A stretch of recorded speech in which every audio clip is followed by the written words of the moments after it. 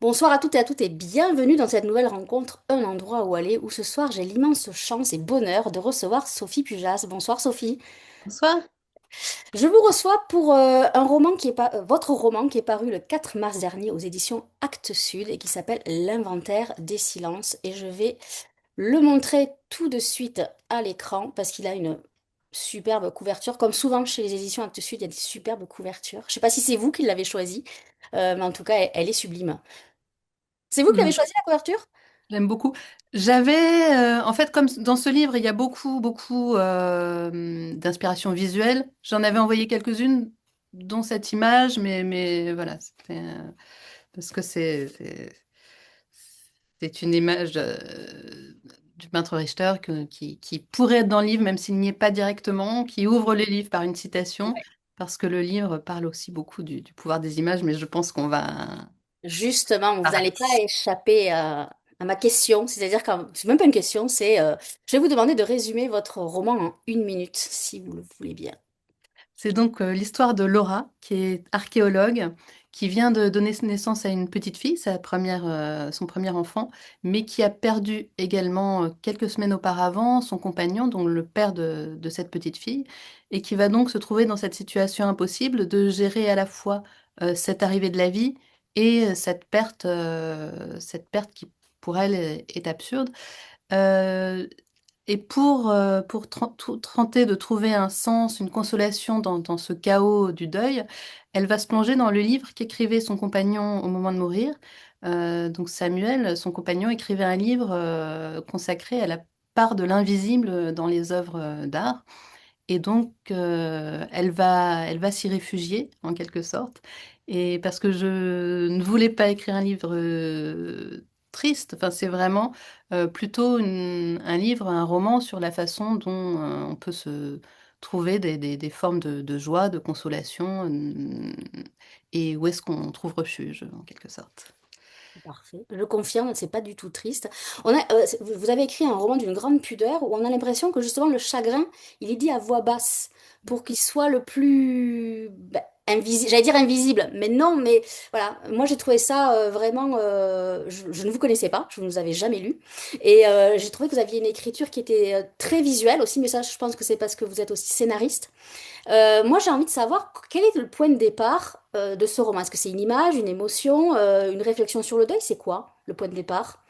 C'est, je sais pas exactement. Je sais qu'il y a un texte qui a été une des sources peut-être du roman parce qu'il m'avait beaucoup marqué et qui est, même si c'est un peu loin, le journal de Marie Curie qu'elle a écrit au moment de la mort de Pierre. Curie, donc accidentel, absurde. Et ce qui m'avait beaucoup fasciné, c'est que le texte est très émouvant, mais son pathos, d'une certaine façon, elle est entre une forme de folie, je parle de ce journal de deuil qui m'avait marqué, et elle reste en même temps ce qu'elle est, c'est-à-dire quelqu'un de brillant, rationnel.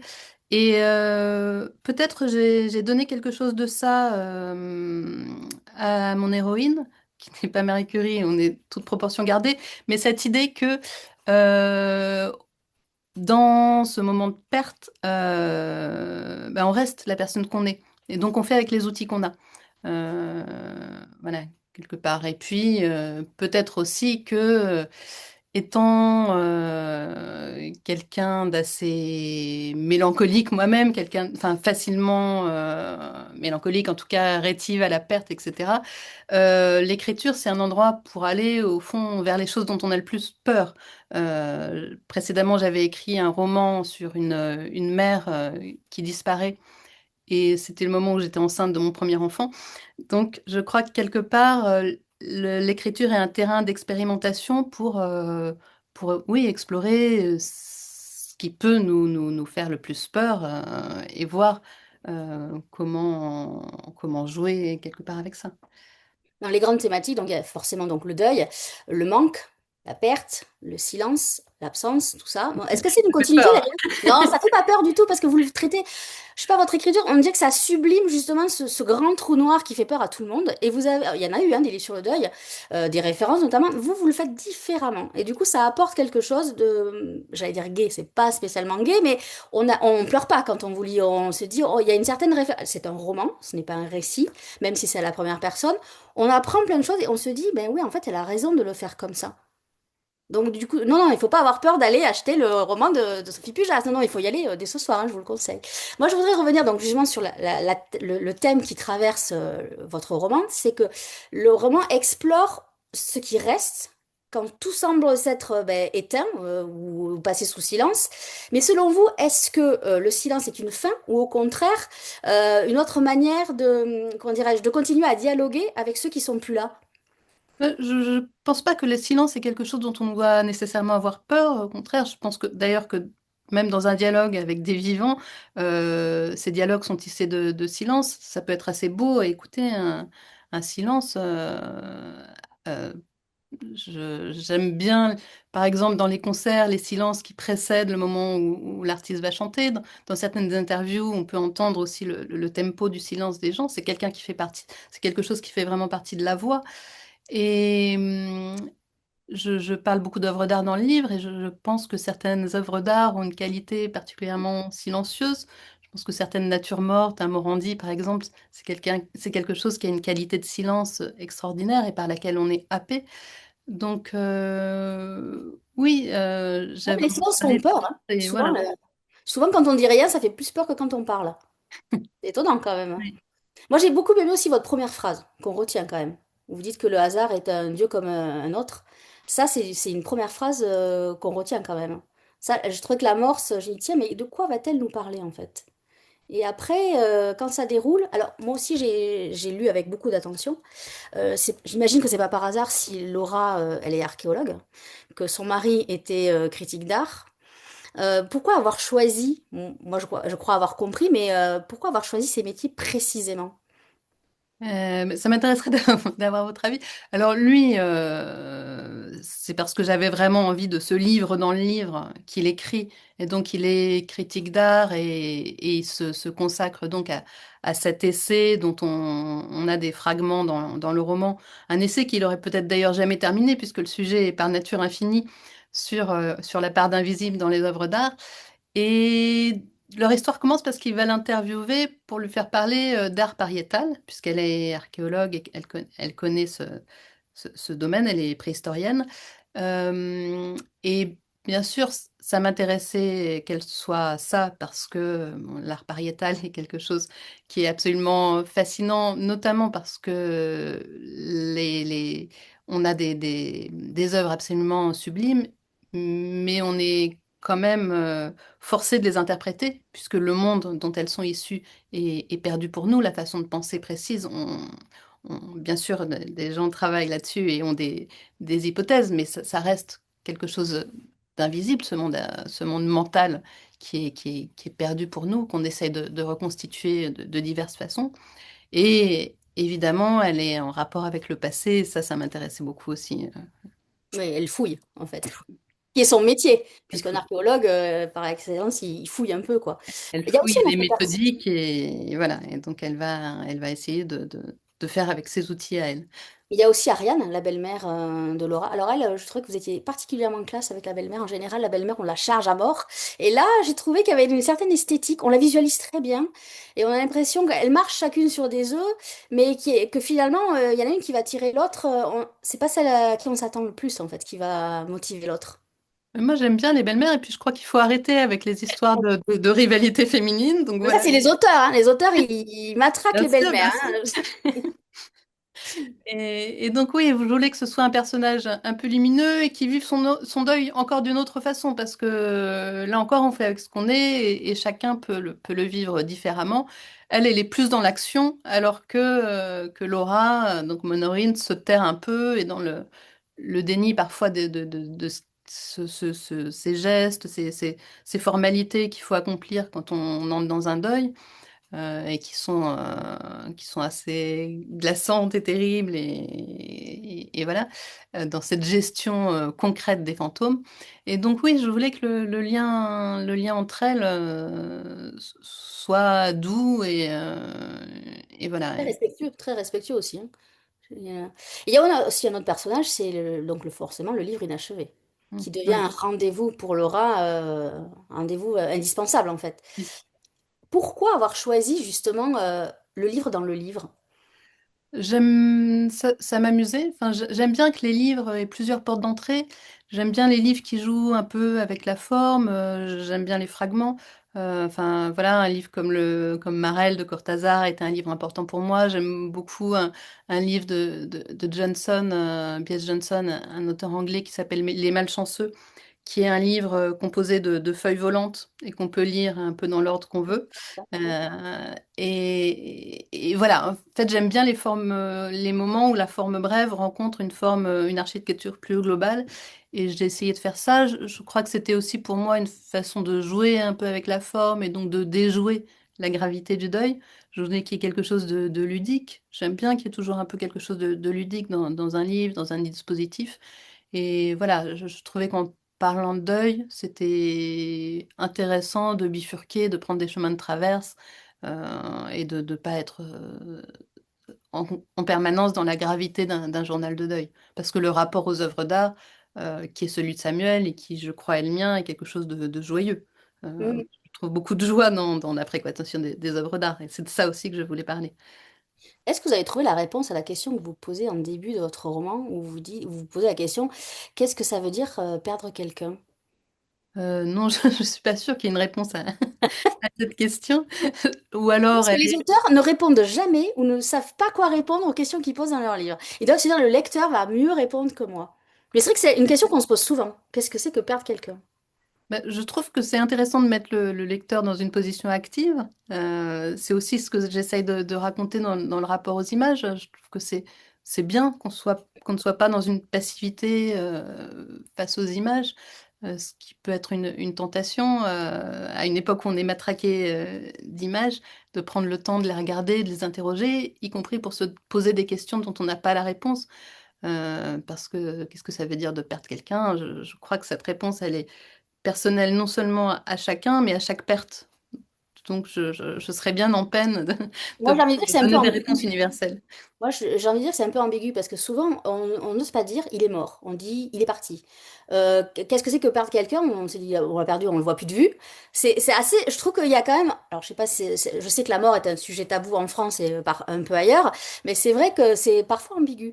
Alors, moi, il y a une autre chose qui m'a intéressée, c'est que Laura, elle refuse un peu les codes imposés par le deuil. Et est-ce que c'était une façon pour vous de questionner justement la manière dont la société encadre la souffrance, quelque part? Euh, oui, enfin peut-être c'était plus instinctif que ça, c'est-à-dire que effectivement, je trouve que souvent on enrobe certaines réalités de périphrase et qu'elles sont pas toujours bienvenues. C'est vrai que quand on dit que quelqu'un est parti, par exemple, et c'est notamment vrai quand on en parle aux enfants. Alors, cette question-là se pose pas dans le livre parce que son enfant est très petite, mais c'est vrai que de manière générale, les périphrases sont peut-être pas souhaitables. Et en même temps, chacun fait comme il peut, comme il veut, au moment où il traverse une perte.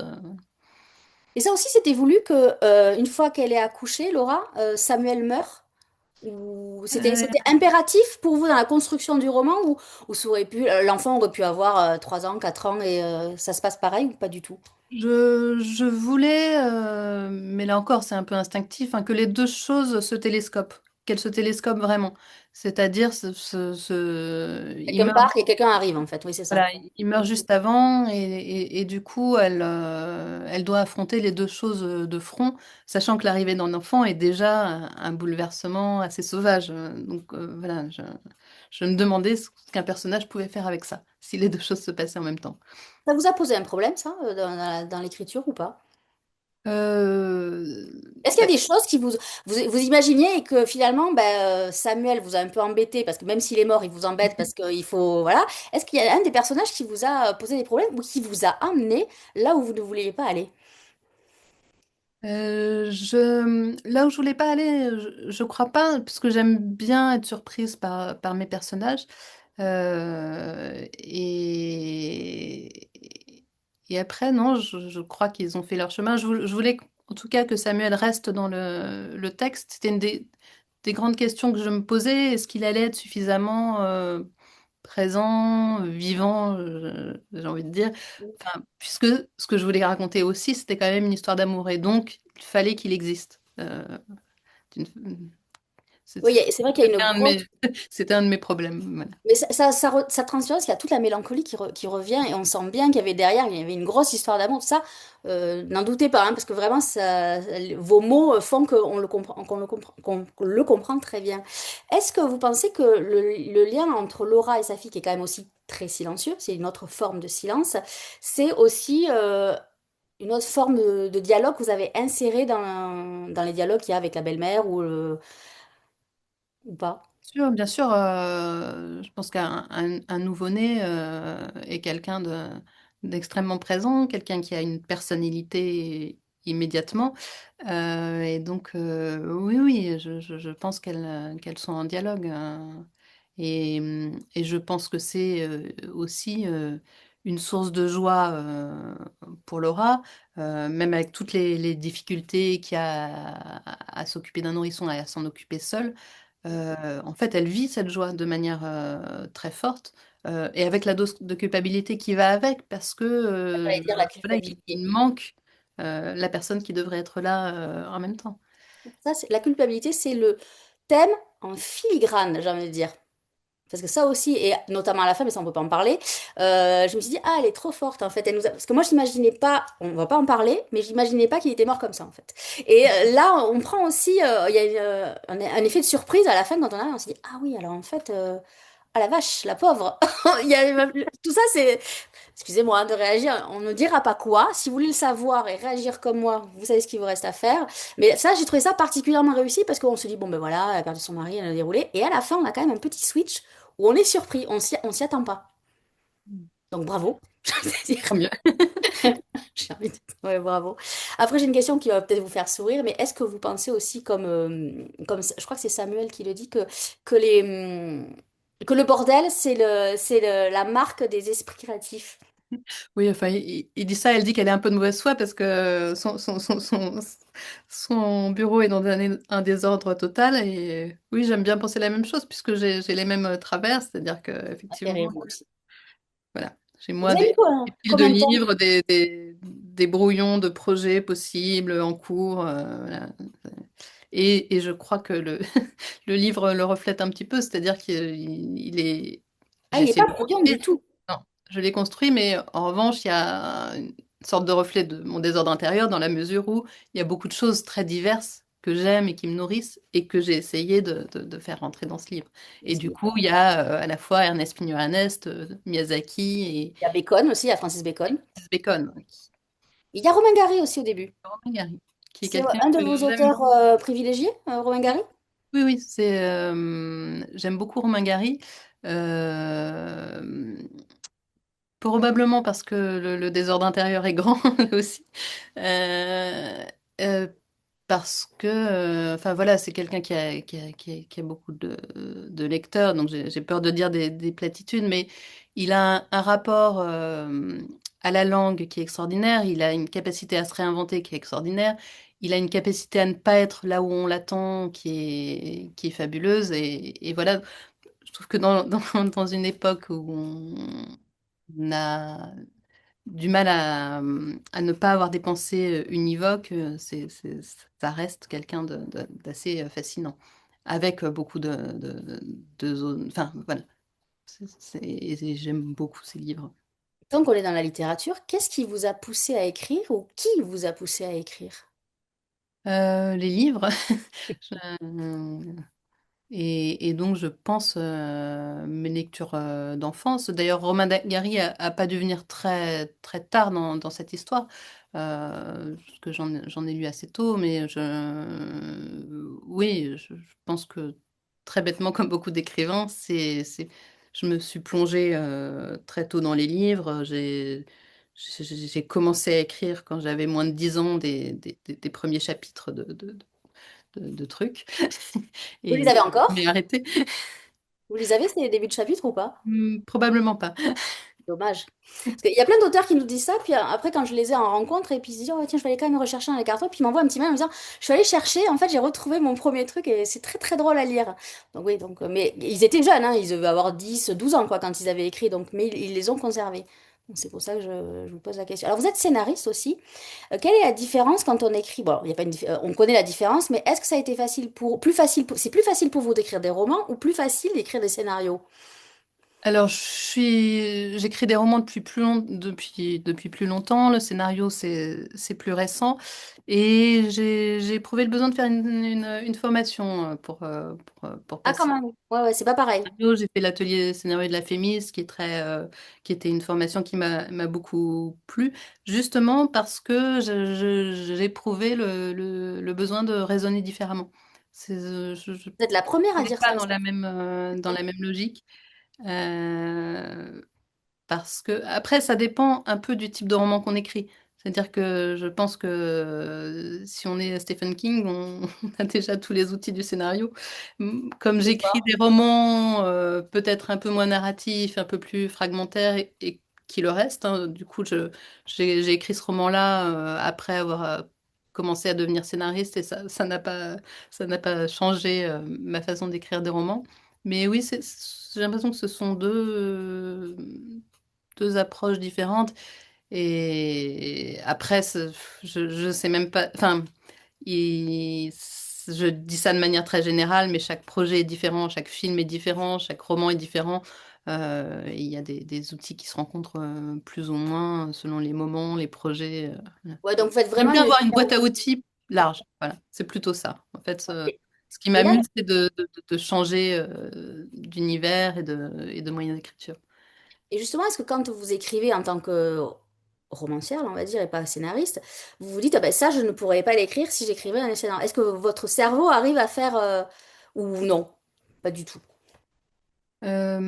Posez Euh, la question quand vous écrivez en disant, mais ça, je pourrais pas l'écrire si j'écrivais un scénario, en fait, ou vice-versa. Ça, je pourrais pas l'écrire dans un scénario alors que je pourrais l'écrire dans un roman. Bah, disons que, par exemple, ce roman, je me dis, je ne pourrais pas l'adapter parce que il se passerait pas grand-chose. Après, il y a des films Un court-métrage, peut-être. contemplatifs. Oui, mais je suis pas sûre parce qu'en fait, comme la partie sur les œuvres d'art est très importante pour moi, enfin, en fait, finalement, je pense que chaque projet a sa forme. Pour Mais je suis moi, d'accord avec vous parce que tous les livres ne sont pas adaptables au cinéma. très bien comme Ou en ça. Ouais, ouais, c'est très, très, très bien. Après, on remercie le cinéma d'utiliser, d'avoir des prix grâce à des livres, parce que ça, personne ne le dit, hein, quand il y a des Césars ou des Oscars grâce à des livres, parce que c'est voilà, on le dit, mais vraiment en tout petit. Mais bon, ça, c'est une autre question. J'ai une autre question par rapport à la littérature. Qu'est-ce que l'invisible représente pour vous en littérature? Puisqu'il est question beaucoup d'invisible dans des thématiques de l'invisible. Euh, Je, je pense que c'est un peu comme dans les œuvres d'art visuel, c'est tout ce qui relève du hors-champ, de ce qu'on ne raconte pas dans les pages, mais qui se joue entre les scènes, entre les moments du livre. C'est aussi la part du lecteur, puisque je pense que je pose aussi cette question dans le roman. Voilà, la façon dont un lecteur va s'approprier une œuvre relève quelque part d'un dialogue invisible entre l'auteur et le lecteur. Vous avez mis combien de temps pour l'écrire, ce roman? C'est une question à laquelle je ne sais jamais trop répondre euh, parce que, parce que je crois que je l'ai arrêté un moment, que je l'ai repris, parce que j'ai en fait souvent plusieurs projets différents en parallèle. Voilà, donc, Non, mais vous direz plus ou moins un an, plus d'un an, en plus d'un j'imagine. an, Ouais, plus d'un an, ouais. plutôt 2 ans qu'un an, j'imagine, hein, mais c'est pas 2 ans de temps plein sur ce. Et alors justement, après une question technique, comment on arrive à écrire une tension entre là je parle du personnage de Laura, entre donc une tension entre l'effondrement intérieur qu'elle a entre la perte de son mari, bon, ça l'a aussi un peu bousculé d'accoucher, j'imagine, et la nécessité de tenir justement pour, c'est Clara, hein, c'est ça sa fille, pour Clara. Comment on fait, comment on travaille là-dessus? Ben, j'ai essayé d'imaginer concrètement comment cette obligation d'être présente pour Clara se présenterait. Et c'est vrai que un, un très jeune bébé est quelqu'un qui vous oblige à faire des gestes, à être présent, à répondre justement dans ce dialogue. C'est-à-dire qu'on ne peut pas être en automate vraiment avec un bébé, ou enfin, ça peut arriver, mais en tout cas, ça n'est pas son endroit à elle. Et du coup, cet enfant va l'aider aussi à traverser ce qui lui arrive. Vous êtes sorti comment de l'écriture de ce roman? Vous étiez sous tension, tendu? Je sais pas, on a l'impression que c'est pas une épreuve parce que c'est tellement fluide, mais on se dit que écrire un tel livre, ça doit être quand même éprouvant. Je je l'ai pas vécu comme une épreuve, notamment parce que je m'amusais beaucoup avec le livre de Samuel. Et donc j'alternais les moments du journal qui sont peut-être des moments un peu plus graves. Encore que, parce que dans le journal, il y a quand même des séquences de rencontres amoureuses, il y a cette joie d'avoir un nouveau-né dans lequel j'ai mis pas mal de moi-même, notamment. C'est parmi les seuls moments un peu autobiographiques, même si j'aime pas ce mot, c'est les détails sur comment on vit avec un nouveau-né. Donc cette chose un peu sauvage, un peu animal presque d'avoir un enfant très petit dans les bras, de le protéger du reste du monde et des remarques du reste du monde. Donc non, j'étais enfin, au diapason de son chagrin par moment, mais il y avait tellement d'autres moments où, où le livre est plutôt du côté de la joie. Et à vrai dire, j'éprouve un grand plaisir à écrire. C'est pour ça que je continue, tout simplement, même les moments graves, hein, voilà. Est-ce que vous pensez que les mots peuvent réellement prolonger une présence?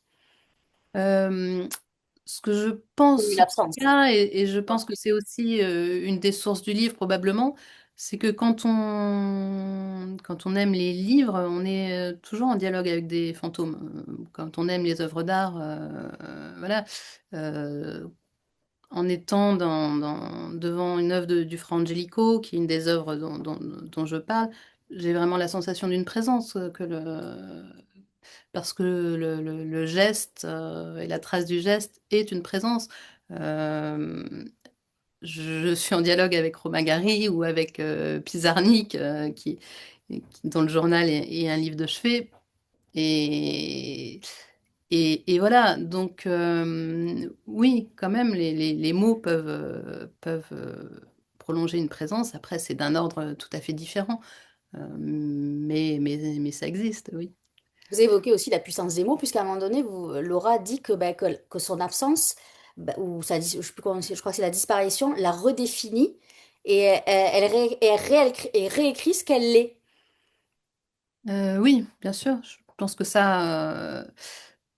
Je pense qu'on est redéfini en permanence par les gens qu'on aime, par les gens qui vous entourent. Et donc, la personne qu'elle aurait pu devenir avec Samuel à ses côtés est perdue pour toujours aussi. C'est une version d'elle-même qui n'adviendra pas. Voilà. Et je pense que le deuil, c'est aussi ça. C'est perdre tout ce qu'on aurait pu être, tout ce qui aurait pu se produire, tout ce qu'on aurait dû vivre. Et c'est d'une grande cruauté aussi. Et ça fait partie du deuil. Alors, vous nous emmenez hein, sur une fausse piste parce que bon, il y a ce fameux donc, livre inachevé. Donc, Laura le sait, mais Ariane le sait aussi. Donc, on se dit forcément qu'il va y avoir un peu une guéguerre, à savoir est-ce que la mère va vouloir récupérer le livre et qu'est-ce qu'elle va vouloir en faire. Et en fait, ça se passe pas vraiment comme ça. C'était voulu ça aussi? Ou ça Euh, s'est fait naturellement? Ça s'est fait un peu naturellement. Je me suis posé la question hein, de est-ce qu'il fallait résoudre plus ouvertement, plus dramatiquement cette histoire de qu'est-ce qu'il advient du manuscrit. Et au fond, j'avais pas l'impression que c'était tellement l'enjeu. Parce que pour la mère comme pour Laura, je pense l'enjeu c'est de prolonger le dialogue. C'est d'avoir cette dernière conversation. Euh, et, et donc, je pense qu'une fois qu'elle a lu le livre, elle peut le passer à la mère de Samuel, qui en fera ce qu'elle veut. Mais pour Laura, vraiment, il s'agit de lire et de se plonger dans les mots de l'homme qu'elle aimait et d'y vivre un petit peu pendant cet espace de temps un peu particulier. Voilà qu'on a balayé quasiment toutes les thématiques. Je voudrais qu'on revienne au titre, ce sublime titre, L'inventaire des silences. Qui a trouvé ce titre? C'est vous? Alors, c'est un des... Parce que souvent, enfin, comme le journal de Oui. Laura est fait de fragments avec des petits titres de cet ordre, et ma formidable éditrice qui s'appelle Sophie Duc, parce qu'on avait un problème sur le titre, voilà, il y a beaucoup de versions, a suggéré celui-là. Et j'ai trouvé que Et c'était... finalement, ça y va comme un gant. Même avec le visuel de la couverture, je trouve que tout est en corrélation. Parfois, on se dit, mais pourquoi ce titre avec ce visuel et pourquoi l'intérieur du livre? Parfois, hein, on se pose la question, mais là, tout est raccord, comme si ça coulait de source. Et c'est tellement ça, l'inventaire des silences. Vous aviez pensé à autre chose ou pas? Vous aviez pensé à quoi? À un moment, enfin, mon titre de travail était le titre du livre que Samuel écrit, c'est-à-dire une histoire illustrée de l'invisible. Mais je pense que c'est pas celui-là. Oh non. Voilà. Mais Non, parfois, on et a des peut-être. titres de travail qui aident à donner une colonne vertébrale mais qui sont pas les bons titres. Voilà. Vous savez à quoi il m'a fait penser le titre du livre de Samuel là? Moi en terminale, mon prof de philo, fou comme il était, m'avait fait lire un livre de Merleau-Ponty, Le visible et l'invisible. Et tout de suite, j'ai eu cette image de ce bouquin qui m'avait mais assassiné. Je me dis mais on ne pouvait pas lire ça. Alors, le livre de Samuel est un peu différent. Oui, non, mais tout de suite j'ai eu cette image-là. Alors effectivement, ça aurait été un peu un poil long et un poil lourd, comme c'est beaucoup plus élégant, beaucoup plus D'accord poétique. avec vous. Même si il y a quand même l'inventaire des silences veut dire quand même est lourd de sens aussi quelque part. Il est à la fois lumineux et lourd de sens le titre, je trouve. Oui, oui, j'avais peur qu'il fasse peur, mais en même temps, je l'aime bien. Donc, voilà. Et le silence est-il aussi une esthétique littéraire selon vous? Euh, En tout cas, j'aime les textes qui laissent une respiration au lecteur. C'est pour ça aussi que j'aime les fragments et ce type d'écriture. La poésie, bien sûr, est quelque chose qui laisse beaucoup de place, je pense, au silence. Enfin, j'imagine pas une poésie qui soit sans silence. Donc, oui, oui, Et la première personne, ça s'est imposé à vous ou vous avez essayé de... Non, euh, ça pouvait pas être autrement, je pense. En tout cas, enfin, souvent pour commencer un livre, j'ai besoin d'écrire quelques phrases pour avoir la voix du roman. Et c'était la première fois que j'écrivais à la première personne. Je pense que c'est venu aussi parce que j'ai fait un livre illustré sur les journaux intimes. Donc j'avais lu beaucoup de journaux, dont celui de Marie Curie dont je vous parlais. Et que c'est, je trouve, une écriture qui est très puissante, hein, parce qu'on a l'impression de rentrer tout de suite dans l'intimité de quelqu'un. Pour les journaux intimes, c'est vrai, mais c'est aussi une forme très poétique, je trouve, cette première personne, enfin, de manière générale. Voilà, je vous parlais du journal de Pizarnik, je trouve qu'il y a vraiment une puissance de la première personne. Et donc voilà, c'est comme ça que la voix de Laura est arrivée, mais c'est toujours un peu mystérieux. Enfin, c'est pas une décision que j'ai prise. J'ai écrit ça et ça m'a paru pouvoir être le début d'un roman. Quand vous avez commencé, quand vous avez voulu traiter ce sujet et écrire ce roman, est-ce que vous vous êtes posé la question de savoir qu'est-ce que vous vouliez que les lecteurs retiennent en premier après avoir refermé votre roman? Ou pas du tout? Euh, Est-ce que vous aviez une idée précise en tête en disant je veux vraiment qu'ils pensent à ça quand ils referment le livre? je, je voulais en tout cas que la tonalité, en refermant le livre, enfin le sentiment, en quittant le livre, ne soit pas de la noirceur ni de la tristesse, mais oui, plutôt une forme de douceur. pas si c'est clair. Non, mais ouais, c'est exactement ça en fait. Moi, j'allais dire, on ressent une certaine forme de sérénité quand on a refermé le livre. On n'a pas une chape de plomb, on se dit, oh là là, mais c'est horrible. On n'a pas dit tout ça. On est hyper détendu, hyper serein. En fait, on a lu un truc très agréable, très apaisant, je sais pas comment l'expliquer. En fait, oui, c'est assez lumineux aussi. C'est pas du tout noir comme les peintures de Francis Bacon que vous évoquez dans le roman.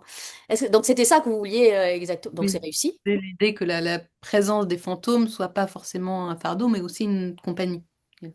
Et quelle a été la réaction de votre éditrice quand vous lui avez dit bah, je vais faire un livre sur le deuil? Est-ce qu'elle s'est pas dit oh là là mon Dieu encore? En fait, ça s'est pas passé comme ça. Elle a lu le Ah texte et elle oui, n'a donc pas vous eu n'avez peur. pas eu tout de Elle suite les peut le lire frères en grâce. de dire oh là là mais qu'est-ce que tu vas nous faire? Mais t'es sûr en 2026 qu'on a envie de lire Parce que souvent nous lecteurs on a des a priori. Quand on voit les sujets des livres on se dit mais encore un énième livre. Et en fait quand on le lit on est surpris parce qu'il y a encore une façon d'écrire sur le sujet. Et vous l'avez fait encore d'une autre manière de tout ce qu'on a pu lire sur le deuil, en fait. Non, c'est plutôt moi qui me suis posé cette question tout le temps. Mais pourquoi fais-tu ça? Mais en même temps, on est un peu têtu quand on a envie d'écrire un livre, c'est qu'on continue. Mais vous avez bien fait. Non, enfin voilà. Il faut braver d'une certaine façon l'autocenseur qu'on a en soi, sinon tous les livres ont été écrits sur tous les sujets. C'est pas faux, c'est pas faux, c'est pas faux. Et Quand surtout on par a envie de le faire, il faut. des grands auteurs. Des fois, parfois, moi, je me pose la question, je me dis, mais est-ce qu'on a besoin encore d'écrire des livres alors que les plus grands l'ont fait? Et j'ai eu ce débat il y a pas longtemps avec un auteur et qui m'a dit, mais non, comment tu peux dire ça? Tu poses cette question. Et après, il m'a dit, mais c'est pas faux. À la fois, c'est pas faux parce que si on essaye de d'écrire nous, on n'a pas. Bah, je dis, déjà, vous écrivez pas à la même époque, donc forcément, il n'y avait pas la même portée. Voilà, c'est complètement différent. Moi, j'ai envie de dire que ah non, c'est ça que je voulais vous poser. On a parlé tout à l'heure de votre précédent roman. Les homards sont immortels. Il y avait aussi le manque. Est-ce que là, vous continuez un peu sur le manque. Est-ce que c'est vraiment une thématique que vous allez continuer à travailler comme certains auteurs ont une thématique privilégiée et le continuent de roman en roman ou pas, ou vous allez dans le prochain, j'espère. Il y en aura un prochain, pas forcément sur le manque ni sur l'absence, mais est-ce que voilà, c'est vraiment un sujet qui vous intéresse, que vous avez envie de creuser encore? Alors, j'aimerais vous dire que non, que je vais aller ailleurs, mais il se trouve que le texte sur lequel j'écris actuellement, il y a quand même une affinité avec ça. Euh, et voilà, je sais pas pourquoi les histoires de fantômes m'intéressent. Je pense que quand un auteur a une thématique, c'est viscéral. C'est-à-dire que même s'il veut la quitter, il ne peut pas. Après, ce qui peut être intéressant, c'est la façon dont vous allez la traiter. Elle sera différente, c'est Bah, différent. oui, oui. Donc après, il y a pas de souci. Et après, voilà, j'aime beaucoup aussi des gens qui ont des obsessions, donc je me console Il y a avec des ça. questions qui sont arrivées pendant qu'on discutait, mais avant, moi, je vais vous poser ma dernière question. Si Laura pouvait parler une dernière fois à Samuel, qu'est-ce qu'elle lui dirait? Mais je pense qu'elle l'engueulerait de cette absurdité qui lui est tombée dessus. Ah ouais, vous êtes comme ça, vous. Bon, ok. Elle est très en colère quand même. Enfin, elle est. Non, oui, ou alors Elle est elle est en compliquée, ma question, parce que déclaration. elle est compliquée, j'en conviens, Mais je ne je suis m'en pas elle. excuse. Donc, Non, c'est pas ça, c'est que comme on peut pas raconter la fin, il oui. faut absolument pas que vous Mais soyez c'est là. c'est pour ça que je ne sais que vous dire. Donc voilà, donc pendant qu'on discutait, qu'on parlait de votre roman, donc L'inventaire des silences, il y a Laure qui a posé une question et qui dit, qu'est-ce qui rend votre histoire différente des autres récits sur le deuil? Euh, c'est c'est toujours difficile de dire ça soi-même. Je pense quand même que la place des œuvres d'art est un peu particulière. En tout cas, je pense que c'est une des bizarreries de mon texte d'avoir ce livre dans le livre qui quelque part met le deuil à distance. Enfin, je sais pas, Nathalie, si vous avez une réponse à qu'est-ce qui fait que ce livre est différent, c'est une. Non, il n'y a que vous qui pouvez répondre. Et Non, merci beaucoup je pense il faut vraiment que Laure aille lire votre livre parce qu'elle verra justement que c'est une façon différente de parler du deuil et il y a des choses très intéressantes, notamment ces fameux silences qui apportent beaucoup. Alors nous avons Emmanuel qui dit, en tant qu'homme, je me suis demandé si le silence dans votre roman est vécu différemment selon qu'on est un homme ou une femme. Est-ce que c'est une question que vous vous êtes posée en écrivant? Ça, intéressant, ça. Pas du tout. Enfin, c'est pas une question que je me suis posée du tout, c'est une question intéressante. Euh, mais c'est vrai que j'ai plutôt tendance à raisonner, enfin, en tout cas, à l'échelle de ce livre, en termes de personnages et quelle est leur respiration particulière. Il se trouve que dans le livre, Samuel, qui est l'homme, était quelqu'un de bavard et qui parlait fort, et que Laura est plutôt quelqu'un de silencieux, qui a un rapport au langage plus façonné par la timidité, mais qui peut être genré, hein, parce que c'est vrai que, de manière générale, très souvent, les filles, même si je pense que ça va de mieux en mieux, sont plus éduqués à se taire ou à écouter que les garçons. Enfin, voilà, ça c'est quelque chose qui a été observé. Donc oui, il y a peut-être un rapport différent au silence pour répondre à la question d'Emmanuel. D'ailleurs, vous direz que votre roman est plutôt écrit pour les femmes que pour les hommes? Oh, Non, j'espère c'est que universel, hein, en fait, j'ai envie de dire. On pourrait échanger. Alors, ça serait compliqué, un homme n'accoucherait pas, mais on pourrait avoir le cas où c'est un homme qui a perdu sa femme et qui se retrouve avec un nouveau-né. Ça serait possible aussi. oui, bien sûr. Hmm. On est d'accord.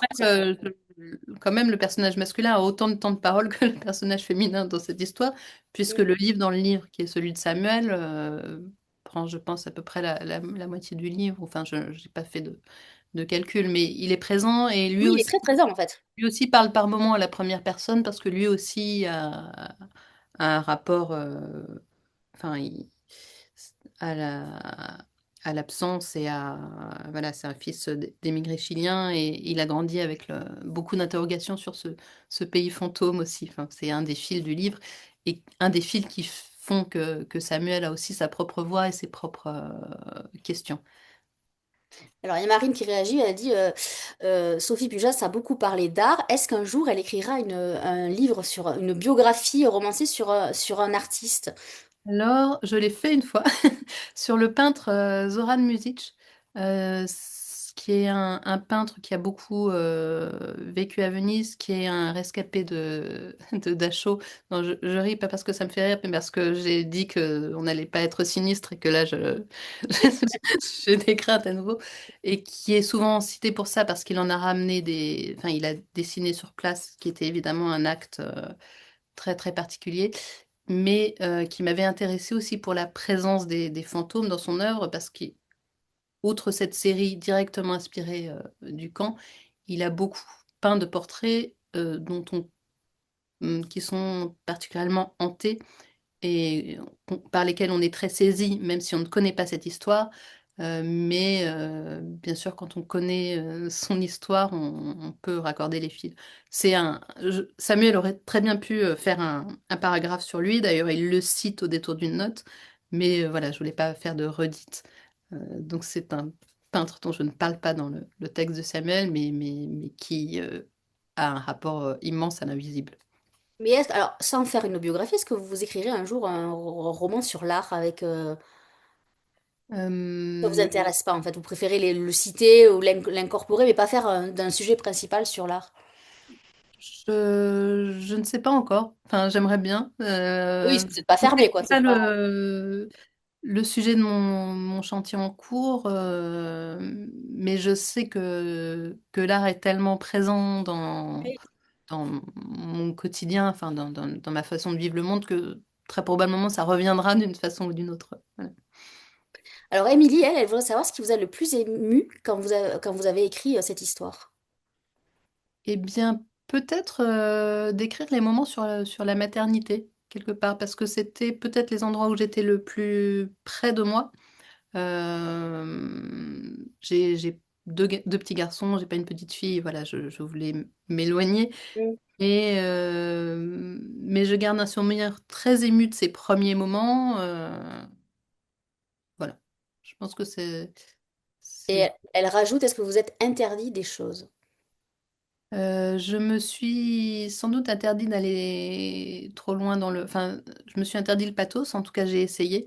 Je voulais, et c'est pour ça que j'ai choisi ce personnage, qui a une forme de retenue, de pudeur, de rationalité, même quand elle est bouleversée. Voilà,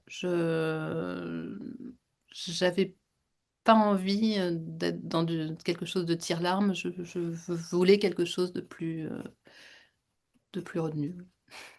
Alors, un autre lecteur, Alexandre. Le personnage de Samuel est absent mais très présent à travers le regard de Laura. Comment avez-vous construit cette figure masculine et qu'aviez-vous envie de dire peut-être sur la manière dont les hommes laissent une trace dans les relations? Ça, c'est Euh, Gaëtan qui pose une question. Pardon, Alexandre, mais c'est intéressant aussi, hein. Les questions des lecteurs sont assez Oui, oui, c'est intéressantes. très intéressant. C'est vraiment une question que je me suis posée. Je crois que je l'ai dit tout à Ah, l'heure. C'est comment le faire exister. Et, et je crois que quelque part, puisqu'il est question de fantômes, enfin les histoires d'amour sont aussi des formes de fantômes quand on les a derrière soi. Et elles façonnent, et elles laissent des traces. Et même quand elles ne se terminent pas de manière aussi dramatique que pour mon héroïne. Et voilà, c'est une des choses que j'avais envie de questionner dans le livre. De quelle façon on est façonné par les autres, par ceux qu'on aime, par ceux qui nous aiment, et qu'est-ce qu'il en reste quand ils ne sont plus là. alors, Clarence, alors J'espère que Samuel est je là ne sais pas si dans le Clarence livre. est un homme ou une femme, parce que c'est un prénom épicène, voudrait savoir quel écrivain êtes-vous? Est-ce que vous êtes du genre, quand vous écrivez, à ne plus lire et à vous enfermer dans un bureau, ou au contraire, vous vivez normalement, comme toute personne Et Euh, est-ce que vous écrivez la nuit ou le jour? Ils aiment bien ça, en fait, les lecteurs, ils aiment bien avoir les dessous des cartes. j'écris le jour, j'écris dans des cafés, parce que j'aime bien avoir autour de Oui. moi. Euh, je crois que Bernanos disait qu'il avait besoin du visage et de la voix humaine pour écrire. J'aime bien cette idée. En même temps, il faut pas qu'on vienne me parler. Enfin, je veux dire, le café est anonyme. On peut venir me parler, mais quand je suis chez moi, par exemple, j'ai du mal à écrire. Euh, et j'aime bien écrire le matin. J'aime bien que ce soit la première chose que je fais. Ou éventuellement après avoir déposé mes fils à l'école, mais j'aime bien le créneau du matin. J'aime bien même me réveiller tôt, vers 6 heures quelquefois, avant que la maison ne soit réveillée, et profiter de ces moments-là. Voilà, je crois que les écrivains ont souvent leur moment privilégié. Et moi, Beaucoup la nuit, hein, ça, c'est beaucoup la nuit. le cerveau du matin. Donc vous aimez pas trop le silence pour écrire. Vous écrivez en musique ou pas du tout? Euh, non, non, non. Enfin, ça peut m'arriver. Mais j'ai des tocs sur les cafés, c'est-à-dire qu'il faut qu'ils soient plus ou moins silencieux, il me faut une baie vitrée, enfin voilà. Vous connaissez un café silencieux, vous? Euh, relativement. Ah, En il tout faudra me cas, donner les adresses, hein, parce que c'est pas gagné, hein. Et alors vous un, êtes un plutôt petit brouhaha humain et alors vous êtes plutôt stylo ou ordinateur, vous? ordinateur. Ordinateur, après j'ai D'accord. toujours des carnets avec moi, j'écris sur mes livres, j'écris sur tout Vous écrivez sur les livres? Ah non. sur les dernières pages. Bah oui, quelquefois j'ai toujours un livre, mais j'ai pas toujours un carnet avec moi. C'est original, c'est original. Ah non, moi j'ai beaucoup de mal. Moi je sais pas, j'ai un rapport avec le livre qui est assez spécial. En fait, je corne pas les pages. Quand je les prête très peu mes livres, mais quand je les prête, on me dit mais tu l'as ouvert, tu l'as lu? Je ne les casse pas, je n'écris pas, je ne souligne même pas au crayon à papier, je ne fais rien du tout. Je comprends, j'ai aussi des amis qui ont été horrifiés de me voir faire ça, mais... Et une fois, on m'a rendu un livre taché par du café justement. Et Non, là, par contre, je fais pas ça sur les livres des autres, évidemment. ça nous rassure, ça nous rassure. Est-ce que vous avez un conseil de lecture à nous donner, Sophie? Alors, oui, c'est très difficile de conseiller un livre, alors Mais que... non, c'est facile. Soit vous prenez Et quelqu'un qui est du mort, comme coup, ça vous changez je personne. vais conseiller La Fracture de Nina Allan, qui est une romancière britannique dont toute l'œuvre est chez Tristram, traduite par Bernard Sigaud. Le dernier roman qui est sorti s'appelle Les Bons Voisins. Et La Fracture est un livre que j'aime beaucoup parce qu'il est très emblématique de ce qu'elle fait, c'est-à-dire qu'elle est à la croisée des genres. Elle joue sur la forme, mais en même temps avec une grande émotion. C'est une émotion retenue, là aussi. C'est l'histoire d'une jeune fille qui disparaît. On ne sait pas pourquoi, vu beaucoup du point de vue de sa jeune sœur. Et des années après, dans la vie de cette jeune sœur, une femme réapparaît en disant qu'elle est la disparue, euh, et en donnant une explication impossible à croire. Voilà. C'est un roman que je dévoile pas plus, mais qui pose des questions sans forcément donner réponse, ce que je trouve très beau, et qui se donne le plaisir au lecteur d'être à la croisée de la SF, du polar, et tout en ayant une ligne intime sur ces personnages extrêmement forte. Donc voilà, c'est une autrice que j'admire beaucoup, dont je conseille tous les livres, à vrai dire. Je remettrai le conseil de lecture. Il y a Isabelle qui vient de poser une question en disant est-ce que vous offrez des livres et quel est le livre que vous avez le plus offert? Ben, justement, Celui-là. je pense que c'est la fracture, c'est pour ça que en me demandant quel conseil de lecture je donnerais, j'ai pensé à ça. Après, j'ai pas mal offert aussi le Manuel d'exil de Velibor Kolic, qui est un roman où il raconte son arrivée en France, et c'est un récit autobiographique, mais très, j'ai envie de dire très drôle, c'est peut-être pas le mot parce que ce qui lui arrive est difficile, mais très vivifiant, et qui donne envie d'accueillir voilà. Et c'est un livre très fort, je trouve. Vous lisez beaucoup de littérature étrangère? Oui, mais je lis aussi la littérature française, hein. Ah, vous me rassurez. Et un de J'ai- littérature française, vous diriez quoi? Un livre qui vous a Alors, marqué? j'ai failli conseiller aussi, et alors là, je vais avoir un nom sur le trou de un trou sur le nom de l'autrice, et c'est horrible. Un jour, voilà. Ma fille s'est perdue dans la nuit de mon cerveau. Est-ce que vous pouvez m'aider Non, ça me dit rien, ça.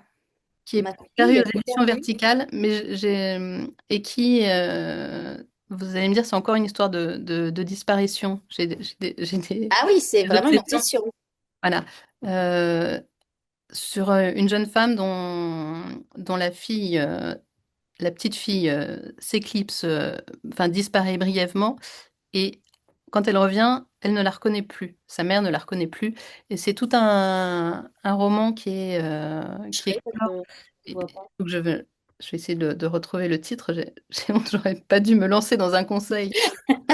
Mais Non, mais c'est moi, parce que c'est la fatigue. vous auriez pu très bien me dire, non, je ne lis très peu de littérature française, ce qui aurait été très étonnant pour une Non, autrice de j'en Sud. lis beaucoup, mais ouais. Un jour, ma fille a disparu dans la nuit de mon cerveau, de Stéphanie Calfon, qui avait aussi Ah, d'accord. un très beau livre qui s'appelait Les parapluies d'Éric Oui, Satie. Voilà, ça je oui. recorde les fils. Et j'aurais pas retenu Stéphanie Calfon. Ah, c'est vrai. De mes derniers coups de cœur, je l'ai lu récemment, et j'ai été très, très happée, et je trouvais ça extrêmement fort. Alors j'en profite pour dire que on propose donc les mercredis d'Actes Sud, donc vous êtes la première à essuyer les plâtres de ce nouveau rendez-vous. Le prochain rendez-vous, ça sera avec Sébastien Berlindis, avec 24 fois l'Amérique. Vous l'avez lu celui-là ou pas? Pas encore. Ben, je vous le conseille parce que vous qui êtes scénariste, ça va vous intéresser parce qu'il a quelque chose de très extraordinaire. On a l'impression que son écriture est le prolongement de son appareil photo. Ça, c'est quand même un truc que je n'ai jamais vu chez personne. Il est vraiment, il nous fait visiter l'Amérique, mais comme si on y était. Donc voilà, ce sera les mercredis d'Actes Sud et je crois, jusqu'au 22 avril. Voilà, il y aura une petite pause pendant le Festival du Livre, que moi, je ne serai pas là, donc je ne pourrai pas présenter l'émission, mais en tout cas, c'est notre nouveau rendez-vous et on remercie énormément les éditions Actes Sud. D'ailleurs, vous êtes dans les locaux d'Actes Sud. Et un auteur de chez Actes Sud, maintenant que vous êtes chez Actes Sud, que vous lisiez, et maintenant vous êtes dans la même maison, quel est l'auteur qui vous impressionnait chez Actes Sud? Ils ont des auteurs assez impressionnants. Est-ce que vous êtes content d'avoir intégré cette maison et d'avoir... Là, il y en a trop. C'est vrai il y a quand même, on ne sait pas quoi choisir hein, chez Actes Sud. Il y a quand même, c'est une très belle maison d'édition. Donc moi, mon coup de Très cœur. heureuse d'être là. En tout cas, moi, mon coup de cœur, c'est L'inventaire des silences de Sophie Pujas. Donc moi, je serai vous, j'irai soit ce soir faire une précommande, soit demain matin. Dès que ça ouvre, je courrai chez mon libraire pour aller l'acheter parce que franchement, vous allez passer un très merveilleux moment de... C'est vraiment un livre tout en pudeur et tout en retenue sur le chagrin, sur la perte, mais qui est très lumineux, même si Sophie a dit qu'elle c'était un peu plombant, ne la croyez pas. Je Euh, n'ai pas dit ça. Tous les auteurs sont des menteurs, donc il ne faut pas les croire. C'est pas moi qui l'ai dit, c'est un auteur. C'est Tatiana de René qui dit ça, que tous les écrivains sont des menteurs. Vous pensez que c'est vrai que tous les écrivains sont des menteurs? Bien sûr. Peut-être qu'on Bon, parle moi, forcément de mensonges, mais moi, j'ai envie de dire que ce sont des vampires. Je dirais pas que ce sont des menteurs, ce sont des vampires. peut-être. Ça se discute. Vous aurez remarqué le silence de Sophie Pujas qui veut tout dire. Donc voilà, en tout cas, un grand merci Sophie d'avoir été avec nous Merci beaucoup. pour parler de Merci votre roman. à ceux qui étaient là pour poser des questions. Est-ce que je vous laisserai pas le mot de la fin? Est-ce que vous n'avez pas quelque chose à nous dire? Allez, je vous laisse le mot de la fin. Ça, c'est la question piège. Qu'est-ce que vous avez envie de dire? Je vous laisse, allez, 1 minute. Non, je vous laisse le mot de la fin. Ouais, vous êtes timide. En fait, tous les auteurs, à chaque fois, je leur dis, je vous laisse le mot de la fin, je sens une grande panique. En tout cas, voilà, allez en librairie, allez acheter le livre de Sophie Pujas, L'inventaire des silences, allez acheter le livre de Sébastien Berlandis, allez acheter le livre de Daniel Arsan qu'on nous recevrons après. Après, on aura Mohamed Kassimi. Et pour finir, on aura Ilan Duran Cohen dans cette programmation des mercredis d'Actes Sud. Je vous souhaite une belle soirée, une belle vie à votre roman, et puis peut-être à bientôt en librairie pour les autres. Bonne soirée, Sophie.